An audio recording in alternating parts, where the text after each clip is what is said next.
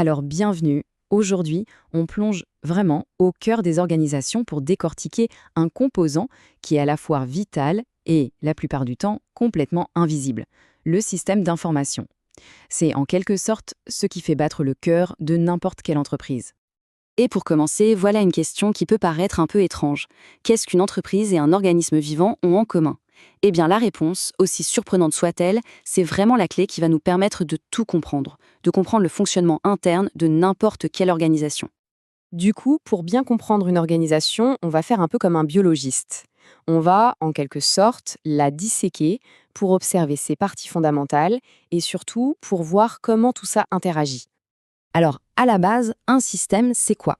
C'est tout simple, c'est un ensemble d'éléments qui travaillent ensemble vers un but commun.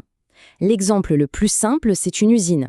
Elle prend des matières premières en entrée, et puis avec ses machines, son personnel, eh bien elle produit des produits finis en sortie. C'est vraiment simple, mais c'est absolument fondamental.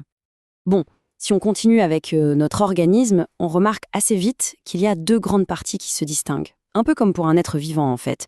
Une organisation a un cerveau pour penser, et puis un corps pour agir. On a donc deux systèmes bien distincts. D'un côté, il y a ce qu'on appelle le système de pilotage, c'est le cerveau. C'est la direction, le management, bref, ceux qui fixent les objectifs et prennent les grandes décisions. Et de l'autre côté, on a le système opérant, le corps. Là, ce sont les équipes sur le terrain, la production, tous ceux qui effectuent concrètement les tâches pour créer le produit ou le service. Mais là, il y a une question qui se pose. Comment est-ce que le cerveau communique avec le corps? Comment il lui donne ses ordres? Et à l'inverse, comment le corps remonte l'information au cerveau? On sent bien qu'il manque quelque chose, une pièce essentielle, ce réseau qui connecte tout. Et cette pièce maîtresse, eh bien la voilà, c'est le système d'information, le fameux SI. C'est littéralement le système nerveux central de l'organisation. Et attention, ce n'est pas juste de l'informatique, c'est bien plus que ça. C'est le grand réseau de communication qui collecte, qui transporte, qui distribue l'info pour que le cerveau et le corps puissent travailler en parfaite harmonie. D'ailleurs, il y a une phrase qui résume ça parfaitement. Le SI, c'est la mémoire de l'organisation. Et c'est tellement vrai. Imaginez un instant, sans lui, chaque vente serait oubliée, chaque erreur avec un client serait condamnée à se répéter. Le SI, c'est cette mémoire collective qui permet à l'entreprise d'apprendre, de se souvenir et donc d'évoluer.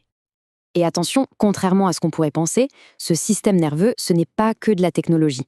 Non, il repose en fait sur trois piliers. Bien sûr, il y a le matériel et les logiciels, mais il y a aussi, et c'est peut-être le plus important, les personnes, celles qui l'utilisent et qui le font vivre au jour le jour. Ok, maintenant qu'on a bien compris ce qu'est un SI, on peut se demander, mais concrètement, qu'est-ce qu'il fait? Eh bien, toute son activité peut se résumer à un cycle continu de 4 fonctions absolument vitales. C'est un flux qui ne s'arrête jamais. Tout commence par la collecte. Le système rassemble des données brutes, par exemple des chiffres de vente, des commentaires clients. Ensuite, deuxième étape, il stocke tout ça, il mémorise. Puis vient l'étape vraiment cruciale, le traitement. Il va transformer ces données brutes pour en extraire du sens, pour en faire des informations utiles, comme des rapports, des graphiques. Et enfin, dernière étape, il transmet cette information à la bonne personne et au bon moment.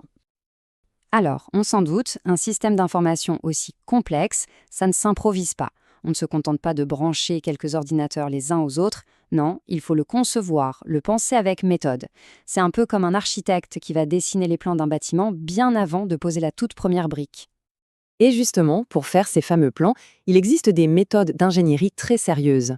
Dans le monde francophone, l'une des plus célèbres, c'est la méthode MERISE. Son objectif est assez simple sur le papier, il s'agit de créer un modèle, une représentation super claire et structurée du futur système, avant même d'avoir écrit une seule ligne de code.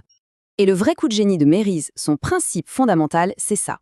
On sépare toujours l'analyse des données, c'est-à-dire ce qu'on manipule, de l'analyse des traitements, la manière dont on le fait. Et pourquoi c'est génial? Parce que cette séparation rend le système beaucoup plus robuste et surtout plus facile à faire évoluer plus tard.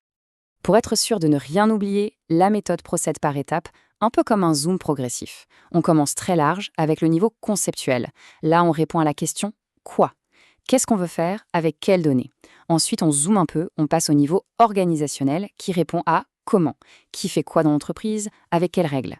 Et enfin, on zoome au maximum sur le niveau physique qui répond à avec quels outils? Quel matériel, quel logiciel on va concrètement utiliser?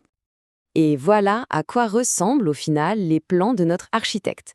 Pour chacun des niveaux qu'on vient de voir, la méthode va produire des schémas bien spécifiques. D'un côté, des modèles pour les données, les fameux MCD, MLD, et de l'autre, des modèles pour les traitements, les MCT, MOT, etc.